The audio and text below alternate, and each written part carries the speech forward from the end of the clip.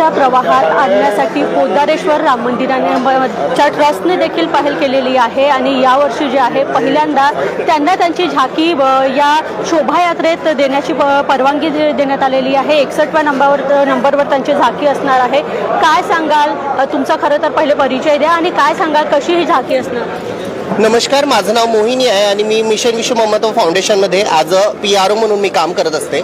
सध्याच जगद्गुरू शंकराचार्य निश्चलानंद सरस्वती या महाराजांची मी शिष्यसुद्धा झाली आहे। त्या कारणाने मला प्रोत्साहनसुद्धा मिळालेली आहे की धर्मासाठी आणखी किती काय करू शकते म्हणून। आताच नुकताच 2026 मध्ये जो बिल पास झालेला आहे ज्याच्यामध्ये किन्नर असणं हे मेडिकल सर्टिफिकेट आपल्याला सांगेल, पण धर्म आणि सनातन इतकं मोठा इतिहास आहे त्याच्यामध्ये की ज्याच्यामध्ये त्यांना कधी मेडिकल सर्टिफिकेटची गरजच पडली नाही।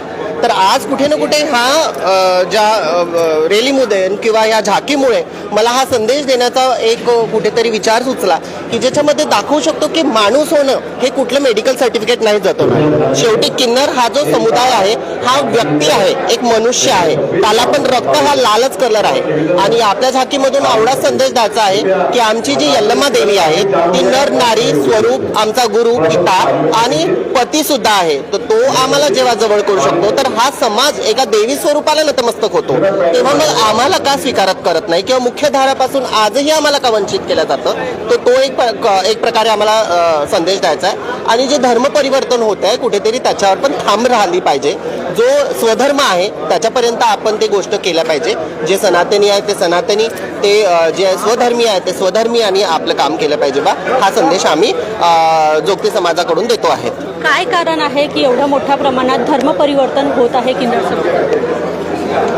तसं तर पाहायला गेलं तर भारत अशी पार्श्वभूमी राहिली आहे जिथे पोर्तुगीज आले, इंग्रज आले, मुघल आले आणि त्यांनी अन्याय अत्याचार करून त्यांचे धर्म परिवर्तन केले। तर ते आजही होत आहे। मग ते युग कदाचित बदललेलं आहे पण ते आजही त्या प्रकारे होत आहे। कुठेतरी जर शास्त्र आणि शस्त्र हे दोन्ही वस्तू जेव्हा काम करतील तर कदाचित मला असं वाटते की स्वधर्मीय होणे आणि स्वधर्माचं पालन करणे हे खूप मोठं काम आपण करू शकतो। पोद्दारेश्वर राम मंदिरातून खरं तर एक हिंदुत्वाचा संदेश जातो आणि अशातच पोद्दारेश्वर राम मंदिराकडून जे आहे तुम्हाला एक मुख्य प्रवाहात आणण्याचं काम होत आहे। काय वाटते, समाजात आता परिवर्तन होईल? हो, नक्कीच। कदाचित मला तरी असं वाटतं की तो एक काळ होता ज्याच्यामध्ये नागपूर ह्या सिटीमध्ये किन्नर, छक्का, मामू असे शब्द ऐकायला मिळत होते।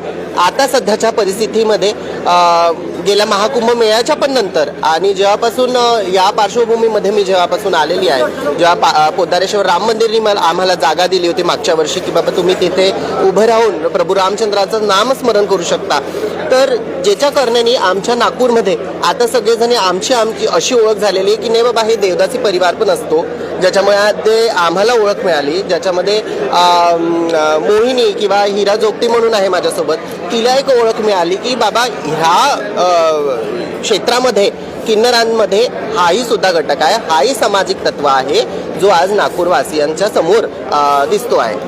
नक्कीच। तर आपण बघतो आहे की पोद्दारेश्वर राम मंदिरकडून जे आहे 61व्या नंबरची किन्नर समाजाची झाकी असणार आहे आणि पोद्दारेश्वर राम मंदिरकडून जे आहे शोभायात्रेत कुठेतरी परवानगी दिल्यानंतर जे आहे यांना एक वेगळी ओळख मिळाली आणि देवदासी या रूपात देखील त्यांना बघितलं जात आहे, असंच एकंदरीत मत जे आहे या महिलांनी व्यक्त केलेलं आहे। VKB न्यूजसाठी श्रुती कांद्रेकर, नागपूर।